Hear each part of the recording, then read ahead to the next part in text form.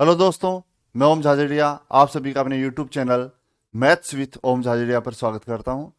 आज की क्लास में हम स्कूल लेक्चरर संस्कृत डिपार्टमेंट 2024 में 17 नवंबर को जो प्रथम पेपर आयोजित किया गया था और उस फर्स्ट पेपर में आपको मैथ्स और रीजनिंग के कुल 12 क्वेश्चंस पूछे गए थे।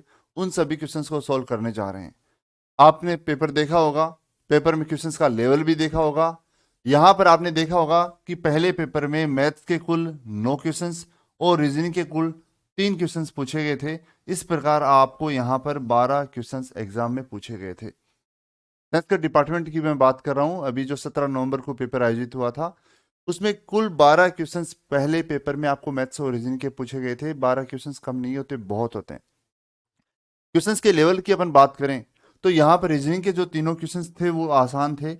उनको आप टफ क्वेश्चंस या अच्छे लेवल के नहीं कह सकते, नॉर्मल क्वेश्चंस थे। आपने नॉर्मल पढ़े हैं, नॉर्मल रीजनिंग पढ़ी है, तो आप उनको सरल कर सकते हो। बात अपन करें मैथमेटिक्स की तो यहाँ पर आपसे 9 क्वेश्चंस पूछे गए थे। मैथमेटिक्स में 3 सेक्शन आपको दे रखे हैं। पहला जो सेक्शन है वो सेकेंडरी लेवल की मैथमेटिक्स है, दूसरा स्टैटिक्स का दे रखा आपको, और एक आपको दे रखा मेंसुरेशन का। मैथमेटिक्स में भी 3 सेक्शन कर रखे हैं आपको, और इन तीनों सेक्शंस में से आपसे 3-3 क्वेश्चंस पूछे गए हैं। क्वेश्चंस का जो डिवाइडेशन है वो बहुत ही अच्छे से किया गया है। सेकेंडरी लेवल की जो मैथमेटिक्स है उसमें से आपसे 3 क्वेश्चन पूछे गए। स्टैटिक्स में से भी आपसे 3 क्वेश्चन पूछे गए हैं, माध्यमातिका बहुलक वगैरह में से। और यहीं आपसे मेंसुरेशन में भी 3 क्वेश्चन पूछे गए हैं। ये इस प्रकार से मैथमेटिक्स के 3 सेक्शनों में से 3 क्वेश्चन हो गए और 3 ही क्वेश्चन रीजनिंग के हो गए। इस प्रकार आपसे 12 क्वेश्चन पूछे गए और प्रत्येक सेक्शन से आपसे 3-3 क्वेश्चन पूछने से डिवाइडेशन अच्छा हो गया। आपने मान लो किसी एक सेक्शन को पढ़ा और उसमें से भी 3 क्वेश्चन आए, वो भी आपके लिए बेनिफिट रहेगा। यहां पर अपन बात करें आगे इन क्वेश्चंस की सोल्व करने की, इन क्वेश्चंस के लेवल की, तो अपन 1 बाय 1 क्वेश्चंस देखते हैं और उनका लेवल देखते हैं और उनको सरल अपन कैसे करेंगे, जल्दी से जल्दी कैसे सरल कर पाएंगे उसको भी अपन समझते हैं। सबसे पहले मैं क्वेश्चन रीजनिंग के सोल्व करवाने जा रहा हूं। रीजनिंग में अपन देखें तो यहाँ पर आपको जो मेरे पास पेपर है उसमें सबसे पहला जो क्वेश्चन है वो 64 नंबर पे है और रीजनिंग का पहला क्वेश्चन है वो एक तरह से वार पर आधारित है। आपको यहां देखेंगे तो ये दे रखा है सितंबर का तीसरा दिन शनिवार है। इसमें आपको ये दे रखा है कि सितंबर का तीसरा जो दिन है वो सितंबर का तीसरा दिन है वो शनिवार है। सितंबर में कुल आपको पता है 30 दिन होते हैं और अगला महीना, अगले महीने का अंतिम दिन निम्न में से कौन सा होगा? अगला महीना सितंबर के बाद अक्टूबर। अक्टूबर में दिन कितने होते हैं? 31 होते हैं। यहां पर आप 2-3 तरीकों से इस क्वेश्चन को कर सकते हो। ये कोई कैलेंडर पर आधारित क्वेश्चन नहीं है, एक सिंपल, बहुत ही सिंपल रीजनिंग का क्वेश्चन है। बिना पढ़े हुए भी आप इसको सरल कर सकते हो।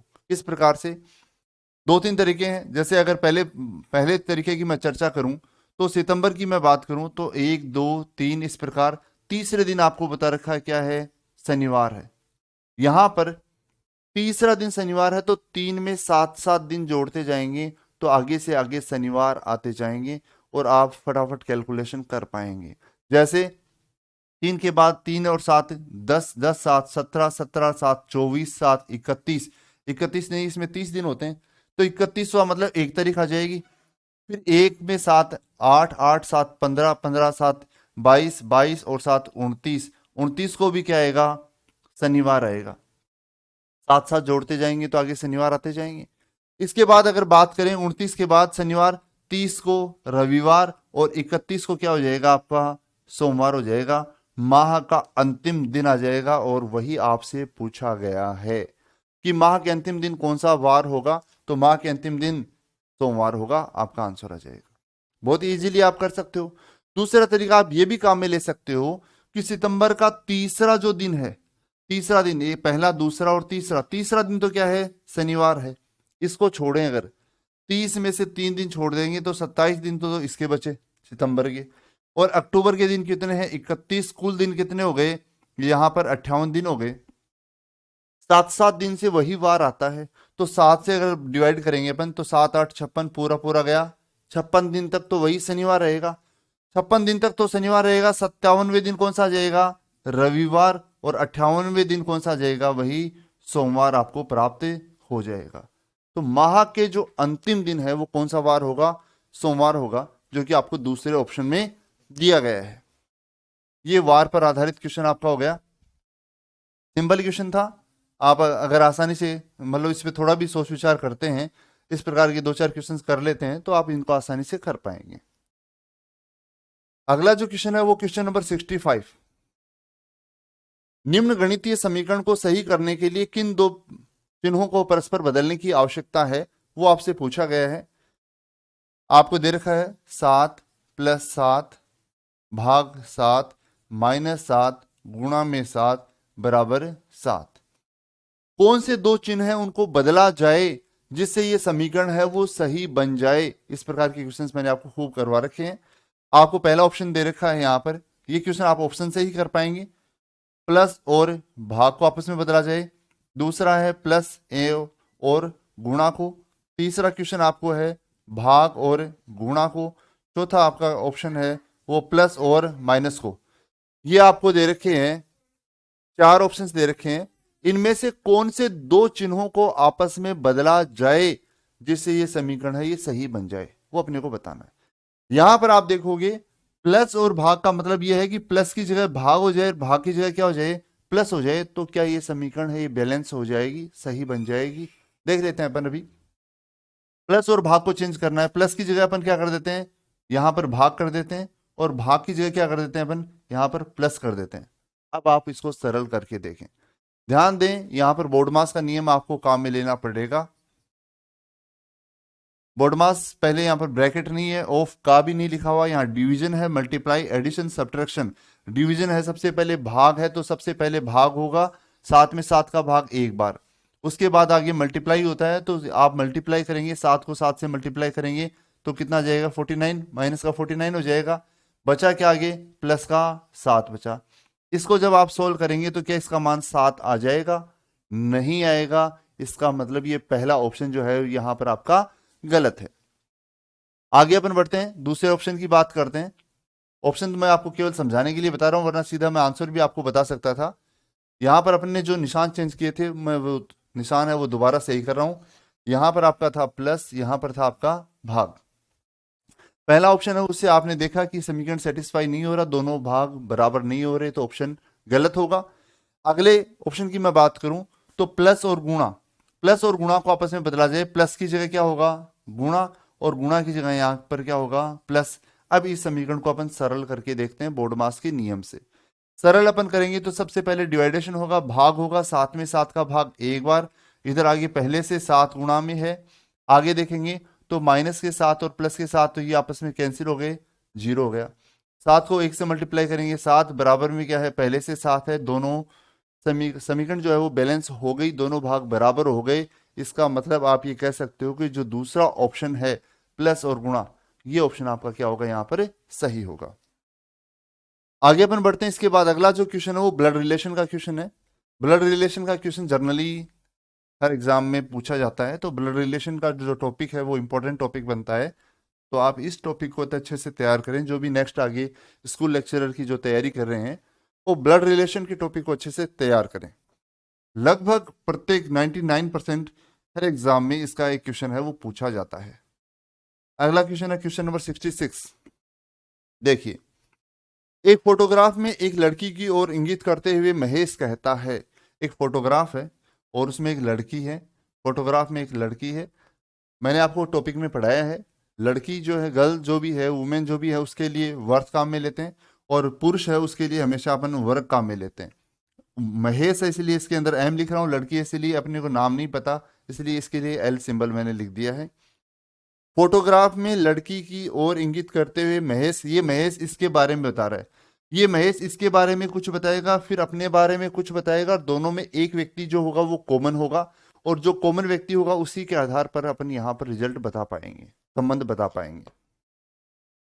लड़की की ओर इंगित करते हुए महेश कहता है, महेश क्या कहता है, इसकी माता का भाई, ये कह इसके बारे में बता रहा है कि इसकी माता, इसकी माता इससे ऊपर वाली पीढ़ी में होगी, और माता है महिला है तो वर्त का निशान होगा।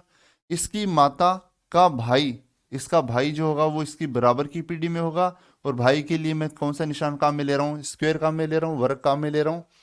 इसकी माता का भाई, अब बस इस बात को इसने यहीं छोड़ दिया।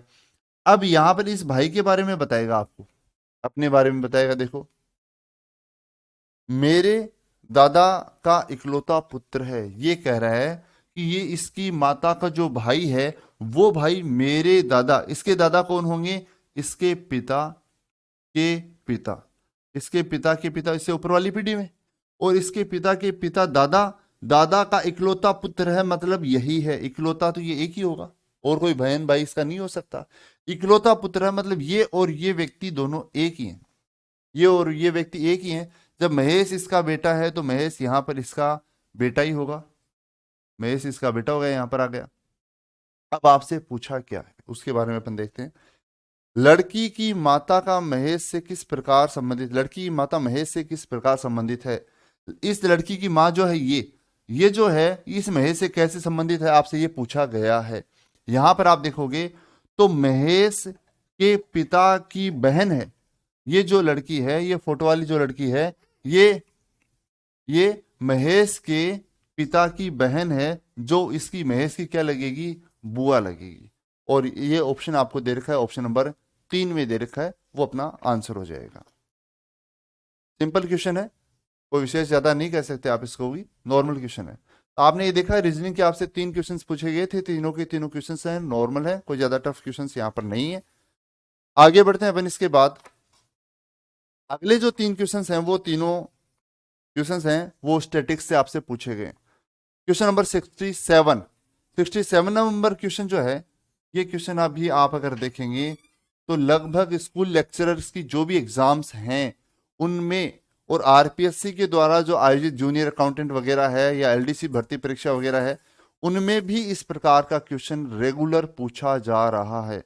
और मैं पहले भी जो वीडियो सोल्व करवा चुका हूं, जो क्वेश्चन वीडियो में सोल्व करवा चुका हूं, एग्जाम्स के पेपर सोल्व करवा चुका हूं, उसमें भी इस प्रकार का क्वेश्चन आपको रेगुलर दिया हुआ है, आप उनमें देख सकते हैं। ये एक बहुत ही अच्छा क्वेश्चन है जो नेक्स्ट एग्जाम्स के लिए भी आप इसको अच्छे से तैयार करवा सकते हैं। देखिए यहां पर आपको दे रखा दो तो मान आपको दे रखे हैं, एक आपसे पूछा गया, आपको दे रखा है a प्लस बी प्लस सी की जो वैल्यू है यहां पर दे रखी है m। दूसरा आपको दे रखा है क्या, 1/a plus 1/b plus 1/c का मान आपको जो दे रखा है वो है 0। दो मान आपको दे रखे हैं। आपको पूछा क्या गया है, A square plus A square B square और सी स्क्वायर का समांतर माध्य आपको पूछा गया, ए स्क्वायर बी स्क्वायर और सी स्क्वायर का समांतर माध्य आपको यहां पर ज्ञात करना है। चलो मैं ऊपर लिख देता हूं इसको, ए स्क्वायर बी स्क्वायर और सी स्क्वायर का समांतर माध्य आपको यहां पर ज्ञात करना है। देखिए ये 3 मान आपको दे रखे हैं, यहां से इसको आप थोड़ा सा सरल करें। पहले 1/a plus 1/b plus 1/c को अपन थोड़ा सा सरल करते हैं, तो इनका जो लघुत्तम आएगा, एलसीएम आएगा, वो आएगा ए बी सी।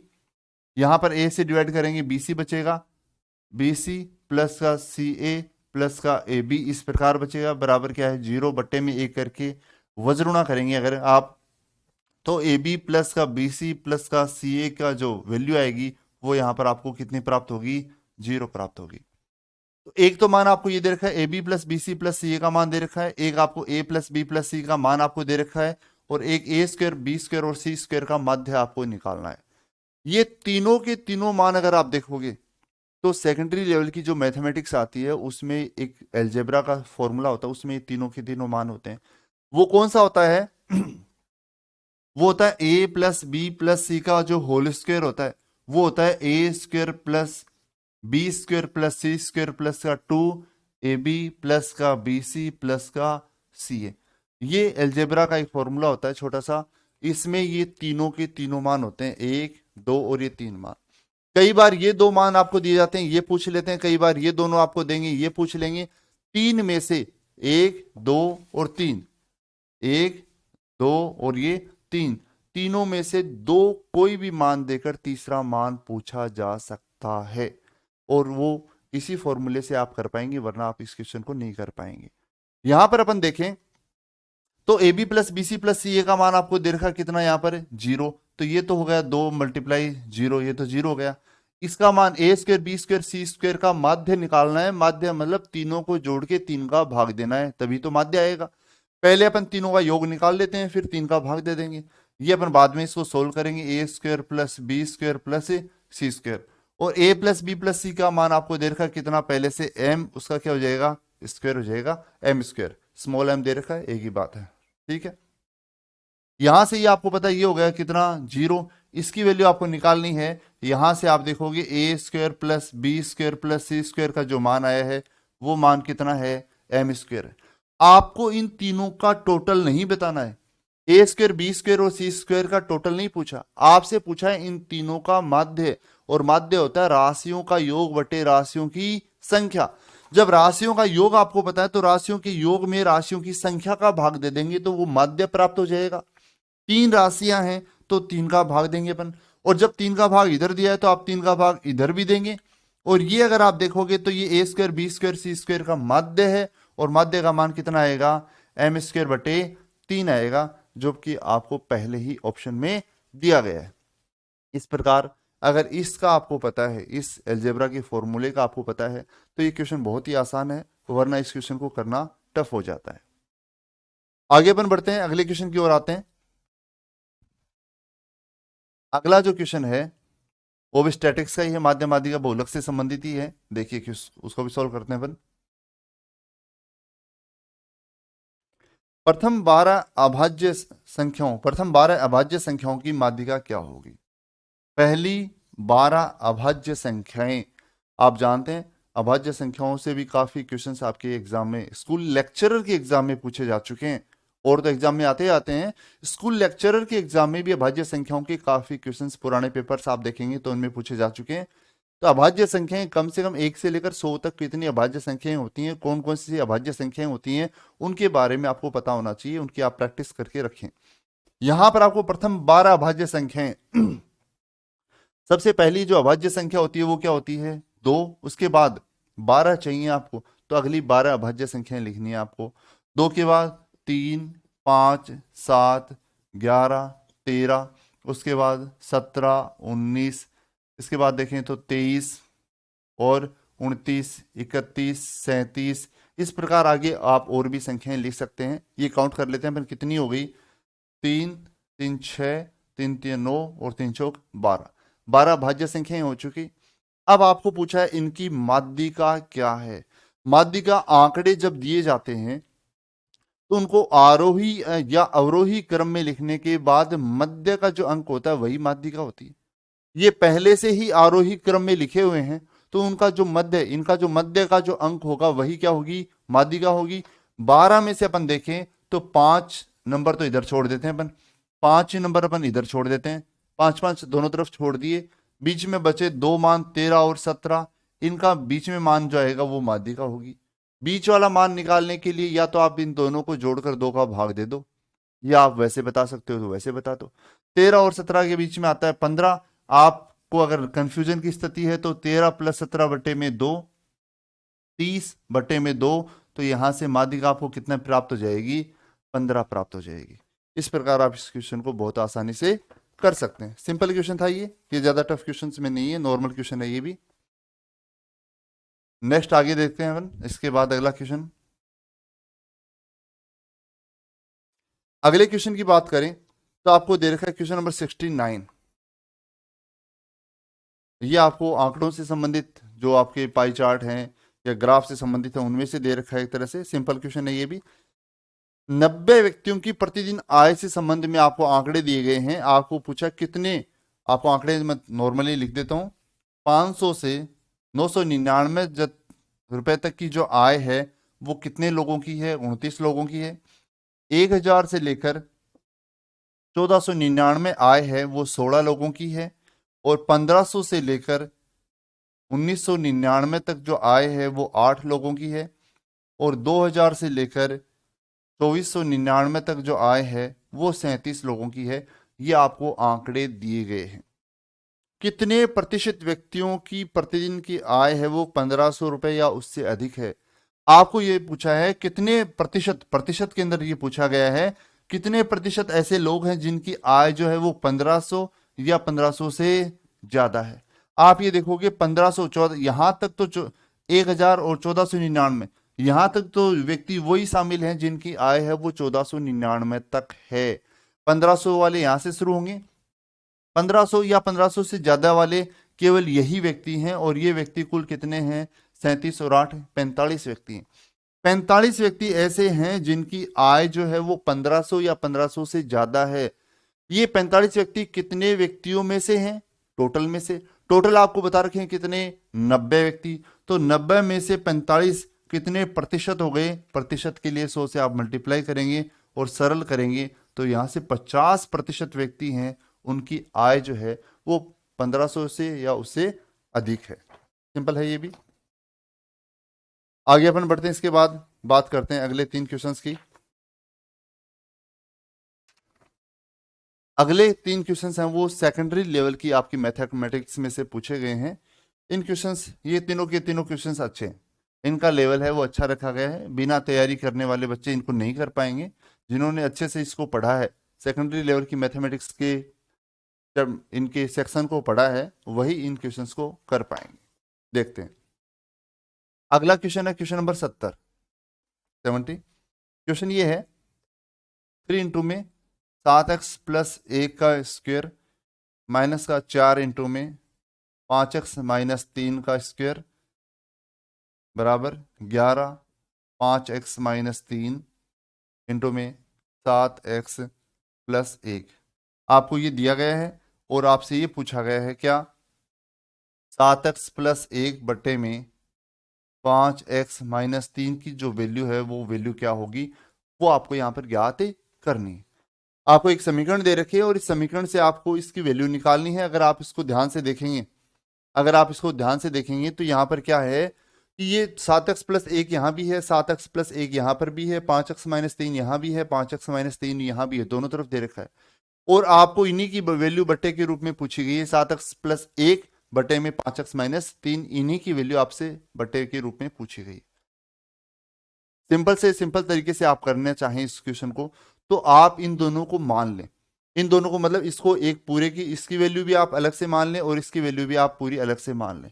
मानने से क्वेश्चन है वो बहुत ही आसान हो जाएगा, क्योंकि आपको ये अब लग रहा है जैसे इसका स्क्वायर करना पड़ेगा, इसका भी स्क्वायर करना पड़ेगा, इनको मल्टीप्लाई करना पड़ेगा। अगर इनका स्क्वायर और मल्टीप्लाई करने लग जाएंगे तो क्वेश्चन काफी लेंथी हो जाएगा। अपन क्या करेंगे, अपन इसको मानेंगे, किसको मानेंगे? 7x अपन मान लेंगे। 7x प्लस 1 जो है इसको तो अपन जैसे a मान लेते हैं, और इसको 5x माइनस 3, 5x माइनस 3 को अपन क्या मान लेते हैं? यहाँ पर b मान लेते हैं। इन दोनों को अपन a और b मान लेते हैं। अगर इसको अपन ने a माना है, इसको अगर अपन ने b माना है, तो आपको वैल्यू जो निकालनी है वो a अपॉन b की वैल्यू निकालनी है। a बटा b की वैल्यू आपको यहाँ पर ज्ञात करनी है। यहाँ पर भी अपन a और b पुट कर देते हैं इनकी जगह।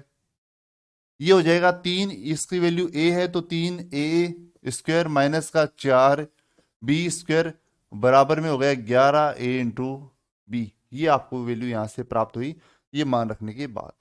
अब आप इसको सरल कर सकते हैं बहुत ही आसानी से। सरल किस प्रकार? ये 11ab अपन इधर ले आते हैं, 3a स्क्वायर माइनस का 11ab, पहले इसको रख दिया मैंने, बाद में इसको रख देता हूं 4b स्क्वायर बराबर में कितना है? 0। अब यहां पर अपन इसकी गुणनखंड कर लेते हैं और गुणनखंड के द्वारा अपन a और b की वैल्यू अपन यहां पर निकाल पाएंगे। गुणनखंड किस प्रकार से करेंगे? a स्क्वायर का गुणांक 3 है, b स्क्वायर का गुणांक 4, 4 और 3 को मल्टीप्लाई करेंगे तो कितने आएंगे? 4 3 12। 12 के ऐसे टुकड़े होने चाहिए जिनका टोटल है वो माइनस का 11 हो। 12 के टुकड़े 12 एकम 12 भी होते हैं, 12 एकम 12 भी होते हैं, 6 दूनी 12 भी होते हैं, ऐसे तो 6 दूनी 12 भी होते हैं और 4 3 12 भी होते हैं, लेकिन इनका टोटल जो है वो 11 नहीं आएगा। 11 टोटल तभी आएगा जब इन दोनों को लेंगे अपन, और इन दोनों में से भी 12 को अपन माइनस लेंगे, एक को क्या लेंगे? प्लस लेंगे, तभी इनका टोटल है वो माइनस का 11 आपको प्राप्त होगा। तो टुकड़े दोनों ये हो जाएंगे, सरल करेंगे, रखेंगे मान, टुकड़े करेंगे तो 3a स्क्वायर माइनस का 12ab प्लस का 1ab माइनस का 4b स्क्वायर बराबर क्या हो जाएगा? 0। अब इसको आगे और अब सरल कर सकते हो। इन दोनों से कॉमन क्या आएगा? यहाँ पर देखो आप, 3a दोनों से कॉमन आ जाएगा तो यहाँ a बचेगा, माइनस 3 चौक 12, a आ गया तो b बचा। यहां से आप देखोगे तो दोनों में क्या है? b कॉमन है तो बचा यहाँ पर a माइनस का 4, एक b आ गया तो एक b बचेगा। a माइनस 4b यहाँ बचा, a माइनस 4b यहाँ बचा, दोनों कोष्टक बराबर हो गए और बराबर में क्या है? 0। यहां से अपन कॉमन ले लेते हैं दोनों से, a माइनस 4b, तो a माइनस का 4b दोनों से कॉमन ले लिया तो यहां बचा 3a प्लस बी आपको यहां से प्राप्त होगा। अब आप ये देखो, इन दोनों का जो गुणा है वो इन दोनों का गुणा किसके बराबर है? 0 के बराबर है। इन दोनों का गुणा 0 के जब बराबर है तो इसका मतलब ये हुआ कि या तो ये 0 होगा या ये 0 होगा। अगर इसको आप 0 के बराबर करोगे सॉरी, a माइनस का 4b को अगर आप 0 के बराबर करोगे तो यहां से a अपॉन b की वैल्यू आप निकाल सकते हो। कैसे? a बराबर यहां से 4b आपको प्राप्त होगा, 4b उधर प्लस हो जाएगा, और b के a अपॉन b की जब वैल्यू निकालेंगे तो यहां से बचेगा कितना? 4 बचेगा। 4 उधर बच जाएगा, b इधर गुणा में इधर भाग में लाएंगे तो a अपॉन बी की वैल्यू 4 आ जाएगी। इसी प्रकार जब आप इसको 0 के बराबर करेंगे तो 3a plus B, 3a plus B को जब आप 0 के बराबर करेंगे तो 3a बराबर होगा माइनस का b, और यहां से a अपॉन बी जब आप निकालेंगे तो माइनस 1 तो ऊपर है, 3 इधर भाग में चला जाएगा तो माइनस का 1/3 आपको प्राप्त हो जाएगा। इस प्रकार आपको a अपॉन बी मतलब इसकी वैल्यू, ए अपॉन बी का मतलब इसी की वैल्यू है, ए अपॉन बी की वैल्यू 4 और माइनस 1/3 आपको प्राप्त होगी, जो कि आपको कौन से ऑप्शन में? पहले ही ऑप्शन में दी गई है, और वो आपका आंसर हो जाएगा। तो आप इस क्वेश्चन को, सेकेंडरी लेवल का जो मैथमेटिक्स का जो क्वेश्चन है, उसको आप इस तरीके से ज्यादा आसानी से सरल कर पाएंगे। नेक्स्ट आगे बढ़ते हैं, इसके बाद अगले क्वेश्चन की अपन बात करते हैं। अगला क्वेश्चन देखिए किस प्रकार से है। अगला क्वेश्चन है क्वेश्चन नंबर 71। युगपत समीकरण, दो समीकरण आपको दे रखे हैं। युगपत समीकरण, समीकरण किस प्रकार से हैं? आपको दे रखा है ए एक्स प्लस का 2y बराबर आपको दे रखा है 15। दूसरा आपको दे रखा है 2x प्लस का by बराबर आपको दे रखा है 25। ये दो युगपत समीकरण आपको दे रखी हैं। इन दोनों का अद्वितीय हल है। दो युगपत समीकरण है और दोनों का अद्वितीय हल है। जब दोनों समीकरणों का अद्वितीय हल होता है, इसका मतलब दोनों रेखाएं, दोनों समीकरणें कैसी होती हैं? प्रतिच्छेदी होती हैं। प्रतिच्छेदी होती हैं वो रेखाएं एक ही बिंदु पर मिलती हैं, तभी उनका एक अद्वितीय हल होता है। अद्वितीय हल होने का मतलब केवल एक और एक हल होगा, उसका ऐसा कोई दूसरा हल नहीं हो सकता। उस स्थिति में दोनों रेखाएं कैसी होती हैं? प्रतिच्छेदी होती हैं और केवल एक बिंदु पर मिलती हैं, मतलब केवल एक ही बिंदु इन दोनों का हल होता है। आगे बढ़ते हैं अपन। जहां चरों के मान समान परंतु विपरीत चिन्ह के हैं, जहां पर ये दोनों समीकरण आपस में मिलती हैं, जहां पर इनका सॉल्यूशन होता है, वो जो हल हैं, चरों के जो मान है वो समान है परंतु विपरीत चिन्हों वाले हैं। ये दोनों जो x और y की जो वैल्यू है, मतलब इन दोनों समीकरणों का जो हल होता है वो x और y की वैल्यू होता है। वो दोनों के दोनों समान है। जैसे मान लो एक 5 है तो दूसरा -5 होगा, एक 10 है तो दूसरा -10 होगा, एक a होगा तो दूसरा -a होगा। दोनों के मान समान है लेकिन विपरीत चिन्हों वाले हैं।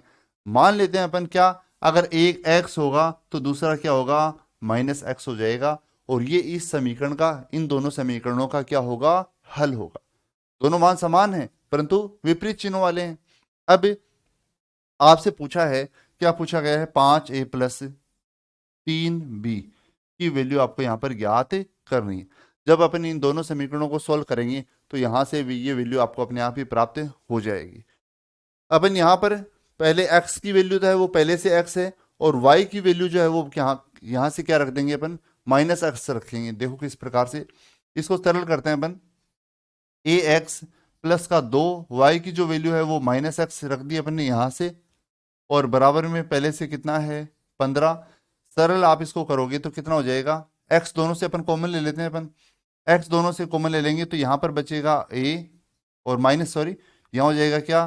कोष्टक से बाहर माइनस आ जाएगा, और बचेगा कितना? 2x बाहर आ गया तो -2 बचेगा, बराबर कितना है? 15 है। एक तो समीकरण आपकी ये बन गई। दूसरी समीकरण इसको सोल्व अपन करते हैं तो 2x प्लस बी, वाई की वैल्यू -x बराबर कितना है? 25। x को अगर अपन कॉमन ले लेंगे तो यहां से बचेगा 2, और यहां से बचेगा माइनस का x आ गया तो माइनस का b बराबर कितना है? 25। ये दो समीकरण बचे आपके। दोनों को मैं साथ लिख लेता हूं, इसके बटे में लिख लेता हूं x, 2 माइनस का b बराबर कितना है? 25। समीकरण यही है शायद, ठीक है, दोनों में प्लस ही दे रखा, कोई दिक्कत नहीं है। अब इन दोनों समीकरणों की अपन बात करें तो इन दोनों समीकरणों में x है, उस x को आप हटाएंगे। एक्स को हटाएंगे तो तभी ये दोनों समीकरण ए और बी में होंगी और तभी आपको ए और बी में वैल्यू का मान प्राप्त होगा। तो इन दोनों समीकरणों से एक्स हटाने का तरीका क्या है, आप पहले समीकरण में दूसरी समीकरण का क्या दे दें, भाग दे दें। भाग देंगे बटे में करेंगे, मतलब भाग देंगे तो ये एक्स से एक्स तो क्या हो जाएगा, कैंसिल हो जाएगा और ये बचेगा दोनों तरफ। इधर भी आप सोल्व करना चाहें तो 5 का पूरा पूरा भाग चला जाएगा, अपन बाद में कर लेंगे इसको। ए माइनस का 2 बटे में 2 माइनस का बी बराबर 15 बटे में 25 आपको प्राप्त होगा। एक्स और एक्स दोनों से कैंसिल हो चुका। इसको आप सरल करोगे, 5 से 15 पचम 25, वज्रुणा कर देंगे। वज्रुणा करेंगे तो 5 को इधर जब मल्टीप्लाई करेंगे तो आप क्या होगा, 5a माइनस का 10 बराबर 3 से मल्टीप्लाई करेंगे तो 3 दूनी 6 माइनस का 3 भी प्राप्त होगा। अब इसको और अगर आप सोल्व करते हैं तो ये 3 भी इधर लाएंगे तो 5a प्लस का 3b बराबर 6 उधर से है, पहले से है, 10 उधर जाकर प्लस हो जाएगा तो 10 और 6 कितने प्राप्त होंगे, 16। और यही वैल्यू आपसे पूछी गई थी, 5a plus 3b। 5a plus 3b की वैल्यू आपसे पूछी गई थी और वो आपको कितनी प्राप्त होगी, यहां से 16 प्राप्त हो जाएगी। इस प्रकार आप इस क्वेश्चन को सॉल्व कर सकते हैं। आगे बढ़ते हैं अपन। अगला जो क्वेश्चन है वो क्वेश्चन है आपका घातांक से संबंधित है। अच्छा क्वेश्चन आपको ये भी दे रखा है। यहां पर मैं आपको पहले भी बता चुका हूं, कुछ घात जो हैं वो आपको याद रखनी चाहिए। आप बाद में उनको सोल्व करेंगे, काफी टाइम लग जाएगा, कंफ्यूज भी हो जाएंगे आप। कुछ घात जैसे 1 2 2 3 4 5 की कुछ घातें, कम से कम 5 घात तो आपको याद रखनी चाहिए। इस प्रकार के काफी क्वेश्चंस भी आरपीएससी अधीनस्थ सेवा चयन बोर्ड द्वारा पूछे जाते रहे हैं। देखिए क्वेश्चन ये अपना 2.43 की पावर जो है वो पावर दे रखे 0.13 मल्टीप्लाई 243 243 की पावर 0.07 मल्टीप्लाई 10 की पावर आपको दे रखी है 0.26 बटे में आपको दे रखा है यहाँ पर 7 की पावर 0.25 गुणा में 49 की पावर 0.075 और गुणा में आपको दे रखा है 343 की पावर 0.2 और आपको इसका मान पूछा, का मान निकालना है। इसका मान आपको यहाँ पर ज्ञात करना है। देखिए देखिए ये 7 की पावर 1 है, ये 7 का स्क्वायर आप जानते हैं 49, और ये 7 की 3 पावर होती है, 7 की पावर 3 करेंगे तो 343 आपको प्राप्त होता है। इसी प्रकार ये तो 10 की पावर हो गई, ये 3 की पावर है, 3 की पावर 5 होती है 243। 3 की पावर अगर 5 करेंगे आप तो 3 की पावर 5 होती है वो 243 होती है। 7 की पावर 3 करेंगे तो वो आपको 343 होती है, याद होनी चाहिए पावर ये कुछ। और ये 243 है, ये भी 3 की पावर 5 ही है। तो अपन क्या करते हैं, इन नीचे वाली संख्याओं में तो आधार सबका 7 बन सकता है, जैसे ही आधार समान होगा तो घात आपस में जुड़ जाएंगी और क्वेश्चन सोल्व होगा आपका। इन नीचे वाले सभी में 7 है, आधार 7 बना लेते हैं, घात जो भी होंगी वो जुड़ जाएंगी और घात जुड़ते ही आपका क्वेश्चन सोल्व हो जाएगा। ऊपर वाले में ये 10 है, इसको छोड़ देते हैं। 243 है, दोनों का अपन आधार 3 बना सकते हैं, आधार 3 बनते ही क्वेश्चन सोल्व हो जाएगा, घात जुड़ जाएंगी आपकी। देखिए मैं थोड़ा सा इसी में वर्क कर रहा हूं, आप इसको समझ पाएंगे। ये 2 अंकों के पहले पॉइंट है, इसको मैं हटाऊंगा तो बटे में कितना आएगा, यहाँ पर आपके बटे में 100 आएगा और उसकी पावर कितनी है 0.13 आपको पहले से दे रखी है। पॉइंट हटा के बटे में 100 कर दिया, 2 अंकों के पहले पॉइंट था, 2 जीरो आ गए और पावर लगी हो वो पावर लगा दी। अब ये जो है वो 3 की पावर कितनी है, 3 की पावर 5 है, ये भी 3 की पावर कितनी है 5 है। 243 को मैं लिख रहा हूं 3 की पावर 5, उसकी पावर कितनी है 0.13 गुणा में ये भी 3 की पावर 5, उसकी पावर पहले से कितनी है 0.07। आप ऐसा भी कर सकते थे, आधार दोनों का समान है तो घात यहीं पर जोड़ दो, वो भी आप करना चाहो तो वो भी कर सकते हो। या 3 की पावर दोनों की 5 बना दी, 5 इधर 13 पंजो 65, 7 पंजो 35, दोनों को जोड़ेंगे तो जोड़ते ही 1 बन जाएगा, वहां से भी आप कर सकते हो, दोनों तरीके। उधर आपके है 10 की पावर पहले से है कितनी 0.26, इसको सोल्व कर लें। यहां 10 की पावर में लिखा है तो इसको भी 10 की पावर में लिख देते हैं। ये 10 का स्क्वायर है, 10 का स्क्वायर है और उसकी पावर पहले से कितनी है 0.13।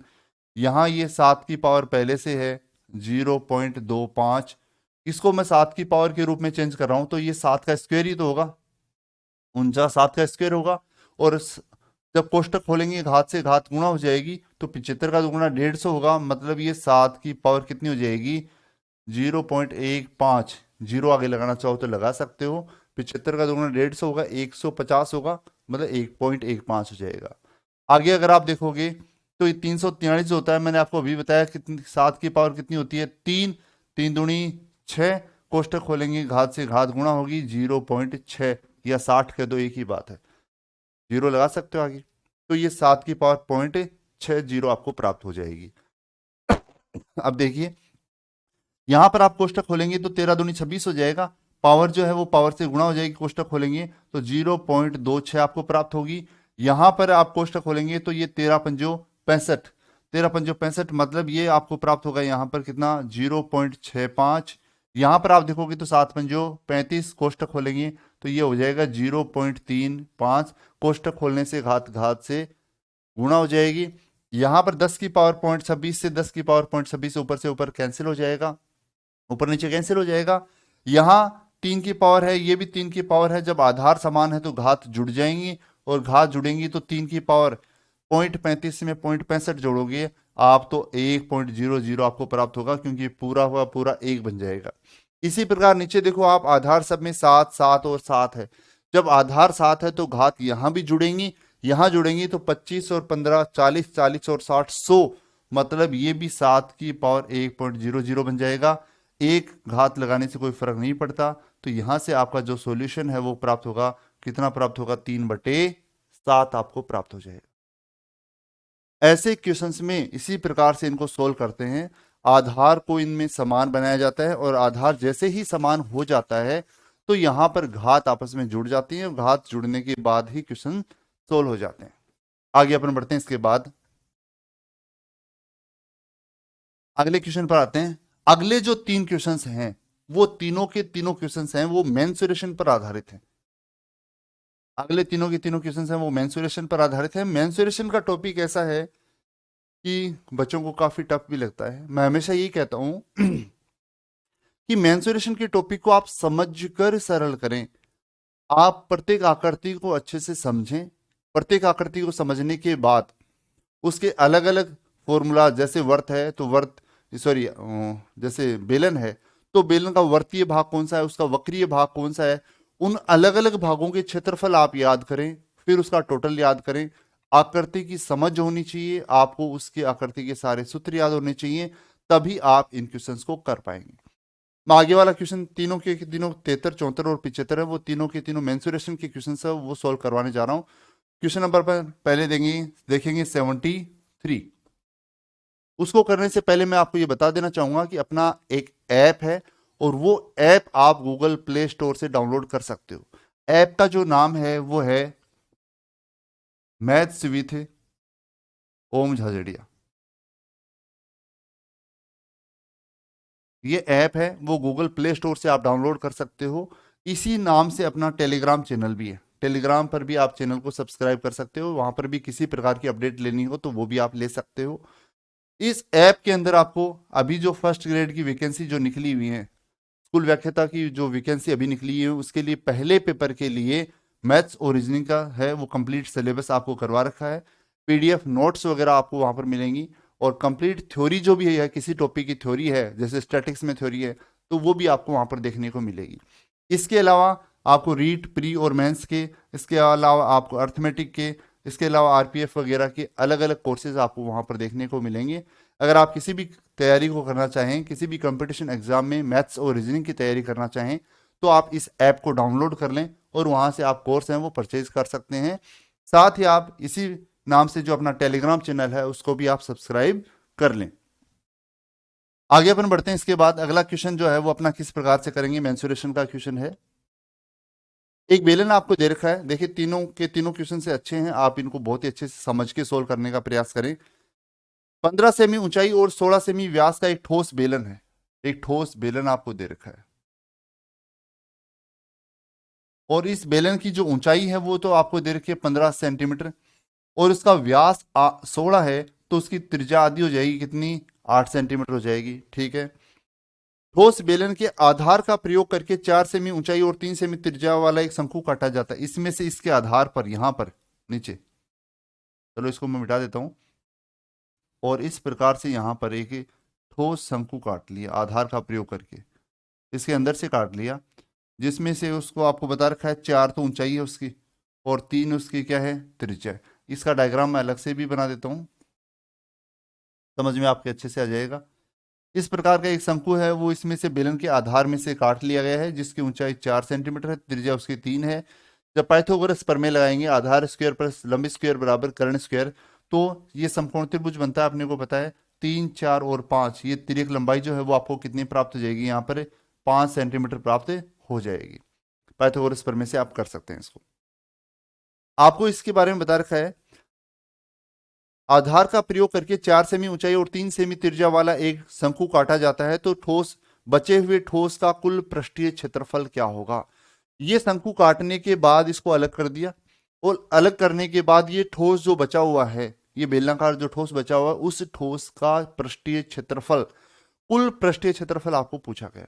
कुल पृष्ठीय क्षेत्रफल क्या होता है, जो भाग दिखाई देता है किसी भी आकृति का, वो है भाग जो दिखाई देता है वो उसका क्षेत्रफल होता है।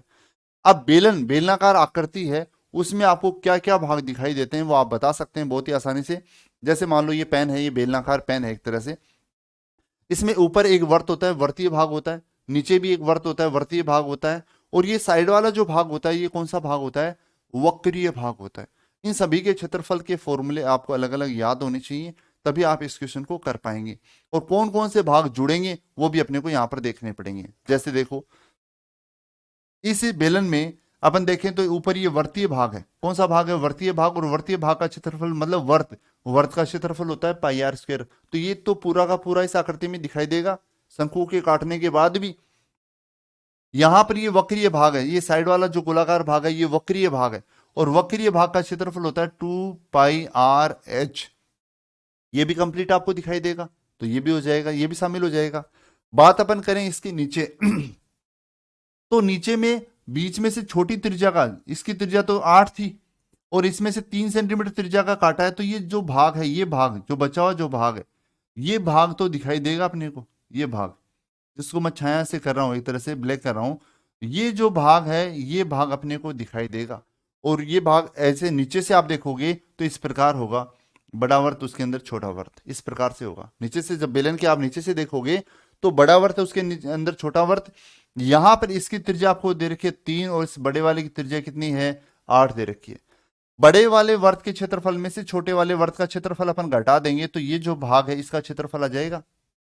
मतलब इस भाग का क्षेत्रफल आपको कैसे प्राप्त होगा, πr² माइनस का πr²। बड़े वाले वर्त के क्षेत्रफल में से छोटे वाले वर्त का क्षेत्रफल, अपन इसका क्षेत्रफल घटा देंगे, क्योंकि यहां पर ये तो खोखला हो गया, तो यहां पर कुछ है नहीं, स्पेस नहीं है, कुछ सतह नहीं है, तो इसका घटाना पड़ेगा। तो बड़े वाले वर्त के क्षेत्रफल में से अपन छोटे वाले वर्त का क्षेत्रफल घटा देंगे, तो ये जो बाहर वाला जो भाग है इस भाग का क्षेत्रफल यहां से प्राप्त हो जाएगा। और क्या बचा, और आप जब देखोगे तो जब बेलन है उसके अंदर शंकु जो अब अंदर बनाया है, अंदर उसके अंदर खड्डा एक तरह से किया है, तो अंदर जो वक्रीय भाग भी बना है उसके अंदर, अंदर जो ये वक्रीय भाग बना है, ये जो वक्रीय भाग इसके अंदर बना है, चारों तरफ गोलाकार वक्रीय भाग जो बना है, इस वक्रीय भाग का क्षेत्रफल भी अपने को, वक्रीय भाग भी अंदर दिखाई देगा, तो वो क्षेत्रफल भी इसके कुल पृष्ठीय क्षेत्रफल में ऐड होगा। और यहां पर जो ये वक्रीय भाग है, शंकु के वक्रीय भाग का जो क्षेत्रफल होता है वो क्या होता है, πr/l होता है, वो πr/l होता है। इस प्रकार इन चारों को अपन अगर ऐड करेंगे तब जाकर इस बेलन का कुल पृष्ठीय क्षेत्रफल आपको पता चलेगा। अगर आप केवल एक 2πr/r+h कुल क्षेत्रफल का फॉर्मूला ही याद रखेंगे तो वहां से इस क्वेश्चन को कर पाना पॉसिबल नहीं है। अलग अलग भागों का क्षेत्रफल और उसको कैसे सोल्व किया जाएगा वो आपको पता होगा, तभी आप क्वेश्चन को सोल्व कर पाएंगे। बात अपन करें, इसको सोल्व अपन करें तो यहां पर अलग अलग क्षेत्रफल निकाल लेते हैं। वर्तीय भाग का क्षेत्रफल, ऊपर वर्त है, वर्तीय भाग का क्षेत्रफल πr², r कितना है, त्रिज्या 8, 8 का स्क्वायर 64, तो यहां से ये हो गया 64 पाई। फिर इसके बाद अपन बात करें वक्रीय भाग की, वक्रीय भाग की तो 2πr का मान 8, ऊंचाई कितनी है 15, 15 × 120, 120 का दुगना 240 पाई, ये दूसरा भाग हो गया। तीसरे भाग की मैं अपन बात करूं तो यहां से दोनों का पाई तो दोनों से कॉमन आ जाएगा, पाई तो दोनों से कॉमन आ गया। R square minus R square, R square बड़ा वाला आर तो है उसका स्क्वायर होगा 64 माइनस 3, 3 का स्क्वायर 9। यहां से सोल्व करोगे 64 में से 9 जाएंगे, कितने बचेंगे यहाँ पर 55, 55 पाई, ये इसका भाग हो गया, इसका क्षेत्रफल हो गया। और उसके बाद 64 माइनस 3 दिया 9, ठीक है। इसके बाद अगला ये शंकु का वक्रीय भाग pi R L, pi R, R कितना है त्रिज्या, त्रिज्या शंकु की कितनी है यहाँ पर देखोगे तो 3, और एल, एल कौन सी है तिर्यक लंबाई, एल तिर्यक लंबाई कितनी है 5, तो यहाँ से 5 दिए 15 पाई, ये चौथा पार्ट हो गया इसका। इन चारों पार्ट को 64 पाई, 240 पाई, 55 पाई और 15 पाई, इन चारों को अगर ऐड करोगे आप तो कितना हो जाएगा यहाँ से 374 हो जाएगा क्या, 55 15 70, 70 310, 310 और 64 374, तो 374 पाई ये आपको कुल पृष्ठीय क्षेत्रफल, इस बेलन का कुल पृष्ठीय क्षेत्रफल प्राप्त हो जाएगा। और यही अपना आंसर है। क्वेश्चन कोई ज्यादा लेंदी नहीं है, क्वेश्चन है केवल समझने का। अगर आप अच्छे से क्वेश्चन को समझ पाएंगे तभी आप क्वेश्चन को सॉल्व कर पाएंगे। आगे अपन बढ़ते हैं, इसके बाद अगले क्वेश्चन की बात करते हैं। क्वेश्चन नंबर 74 मेंसुरेशन पर आधारित है। ये थोड़ा सा इसमें भी अच्छा क्वेश्चन पूछा गया है। मेंसुरेशन के तीनों क्वेश्चन अच्छे ही पूछे गए आपसे। जिन्होंने अच्छे से पढ़ा है, मेंसुरेशन को अच्छे से तैयारी की है, वही इनको कर पाते हैं। क्वेश्चन नंबर 74, समान धातु से, मतलब जो मेटल है वो दोनों का क्या है समान है। समान धातु से बनाए गए दो ठोसों के गोलों का जो भार है वो 1 किलोग्राम और 7 किलोग्राम है। दो ठोस है और दोनों का मेटल जो है वो धातु है वो समान है, और आपको बता रखा है इसका जो भार है वो तो है वो 1 किलोग्राम, इसका भार जो है वो है कितना 7 किलोग्राम। छोटे गोलों की त्रिज्या, सॉरी छोटे गोले की त्रिज्या 3 सेंटीमीटर है। छोटे वाला जो गोला है उसकी जो त्रिज्या है वो कितनी है 3 सेंटीमीटर आपको दे रखा है। दोनों गोलों को पिघलाकर एक बड़ा गोला बनाया गया है। इन दोनों को पिघलाएंगे तो इससे क्या प्राप्त होगा, आपको एक बड़ा गोला आपको प्राप्त होगा, और आपको इस बड़े गोले की क्या है व्यास पूछा गया। अपन त्रिज्या निकाल लेते हैं, त्रिज्या आ जाएगी तो उसका दुगुना कर देंगे, व्यास आ जाएगा। दो गोले हैं, दोनों गोलों का भार आपको दे रखा है, छोटे गोले की त्रिज्या दे रखी है, दोनों गोलों को पिघलाकर एक बड़ा गोला बना दिया गया। बड़े गोले का व्यास पूछा है, पहले अपन त्रिज्या निकालेंगे। ध्यान दें काफी बार त्रिज्या भी पूछी जाती है, काफी बार व्यास भी पूछा जाता है, और बहुत सारे बच्चे इसको गलत करके आएंगे। क्यों? क्योंकि ऑप्शन में इसमें त्रिज्या और व्यास दोनों दे रखे हैं, और जैसे अपने को क्वेश्चन को सोल्व करने पर त्रिज्या आ जाएगी लास्ट में, तो त्रिज्या जैसे इसकी आएगी 6, 6 दिखते ही ऑप्शन है वो सही हो जाएगा, उसको टिक लगा देंगे। और आके बाहर आके एग्जाम सेंटर से बाहर आके देखेंगे कि इसमें पूछा तो व्यास था, जबकि अपन तो त्रिज्या निकाल के आ गए। तो इस बात का ध्यान दें, मैथ्स के क्वेश्चन है इनको अच्छे से पढ़ें। लास्ट में आपसे क्या पूछा गया है, त्रिज्या पूछी है, आपसे व्यास पूछी है, उसको देखना बहुत जरूरी है। बात अपन करें इस क्वेश्चन की, तो यहां से इसका भार 1 किलो है, इसका भार 7 किलो है, तो दोनों को जब पिघलाकर बनाएंगे तो बड़े वाले जो गोले का है भार होगा वो कितना होगा 8 किलोग्राम होगा। आप ये कह सकते हो इसका जो आयतन है वो इसके आयतन का 8 गुना हो गया।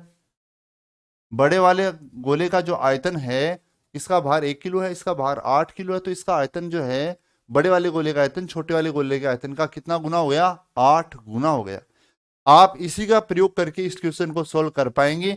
छोटे वाला जो गोला है उसका आयतन, इसका आयतन आप जानते हैं कितना, चलो इसका आयतन निकाल लेता हूं मैं पहले। बड़े वाले गोले का आयतन, गोले का आयतन होता है 4/3 पाई आर क्यूब, ये बड़े गोले का आयतन जिसके अपने को त्रिज्या व्यास निकालना है। छोटे वाले गोले के आयतन की मैं बात करूं तो 4/3 पाई आर क्यूब, आर का क्यूब, आर कितना 3, 3 का क्यूब कितना होता है 27, 4/3 पाई आर क्यूब। और छोटे वाले गोले का जो आयतन है उसका 8 गुना करेंगे तभी वो बड़े वाले गोले के आयतन के क्या होगा बराबर होगा। ये आपको संबंध दे रखा है, छोटे वाले गोले के आयतन को 8 गुना करेंगे तभी वो बड़े वाले गोले के आयतन के बराबर होगा। जैसे ही आप बराबर करेंगे यहां से आपको त्रिज्या पता चल जाएगी। सरल करेंगे 4/3 पाई से 4/3 पाई कैंसिल हो जाएगा, ये आर की क्यूब है, और यहां पर देखोगे तो ये आप 216 हो जाएगा। 216 किसकी क्यूब होती है 6 की क्यूब होती है, तो आर की क्यूब बराबर जो यहां से 6 की क्यूब, सरल करेंगे तो यहां से आर की वैल्यू आपको कितनी प्राप्त हो जाएगी 6। मतलब आपको यहां से दोनों संख्याएं आपस में बराबर हैं, दोनों की घात बराबर है, तो दोनों का आधार भी बराबर होगा, आधार बराबर होगा मतलब त्रिज्या यहां से 6 आपको प्राप्त होगी।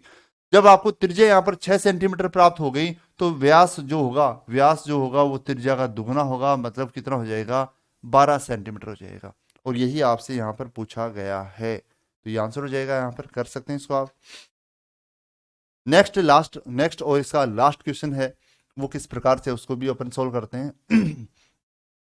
इसमें जो आकृति दे रखी है वो आकृति है एक पाइप, और पाइप जो है वो किस प्रकार का, ठोस वर्गाकार पाइप है, वर्ग के आकार का पाइप है। 75 नंबर देखिए,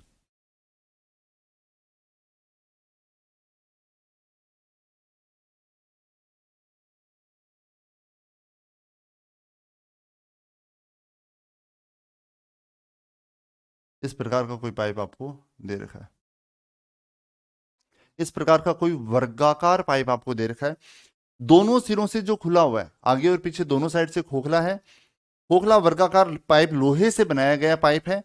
आंतरिक वर्ग की भुजा है वो 5 सेंटीमीटर है। इसके जो अंदर का जो वर्ग है, उस वर्ग की जो भुजा है वो कितनी है, 5 सेंटीमीटर है। ये वर्ग है तो मतलब चारों भुजा इसकी क्या होंगी, बराबर हो जाएंगी। पाइप की जो लंबाई है वो कितनी आपको दे रखी है, 8 सेंटीमीटर दे रखी है।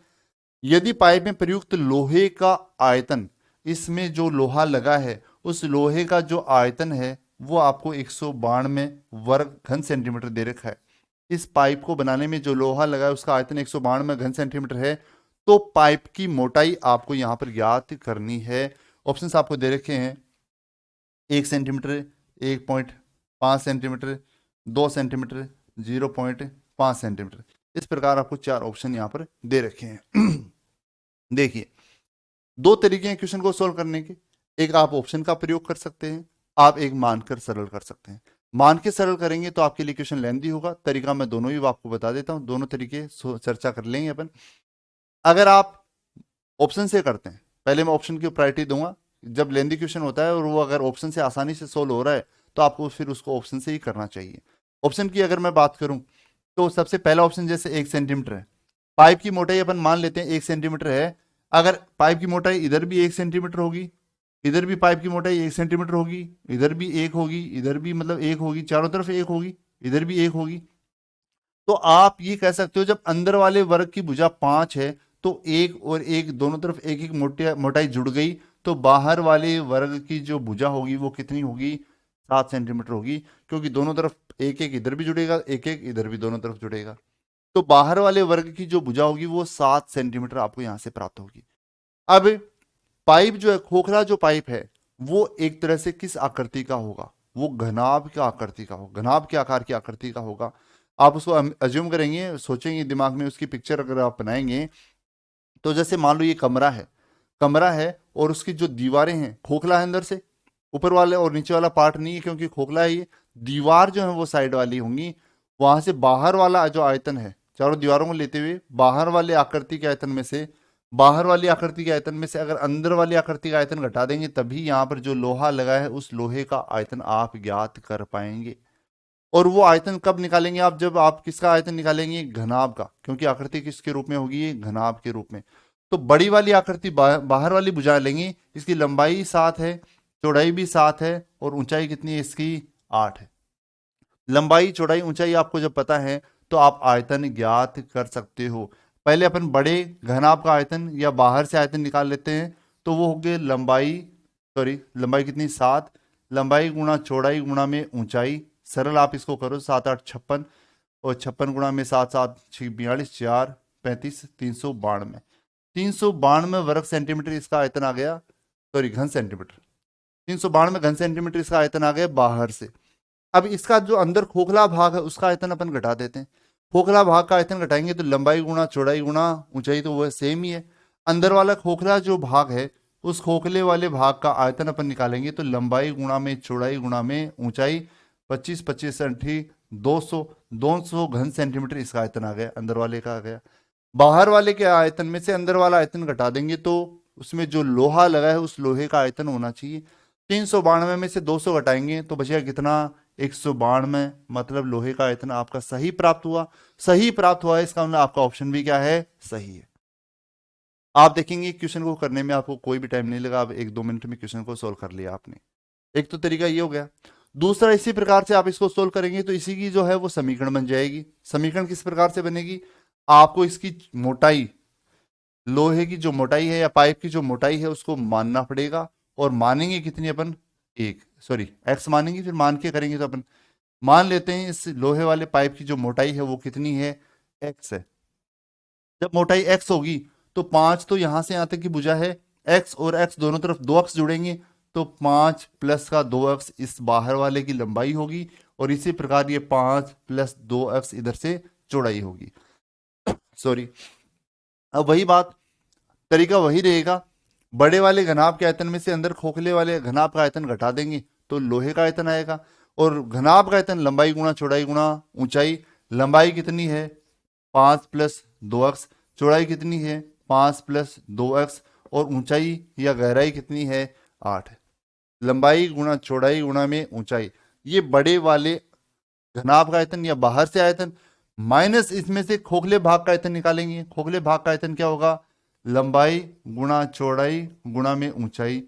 बड़े वाले आयतन में से छोटे वाला आयतन घटा देंगे तो ये आएगा लोहे का आयतन, और लोहे का आयतन आपको पहले से दे रखा है कितना, 192, उसके बराबर कर देंगे।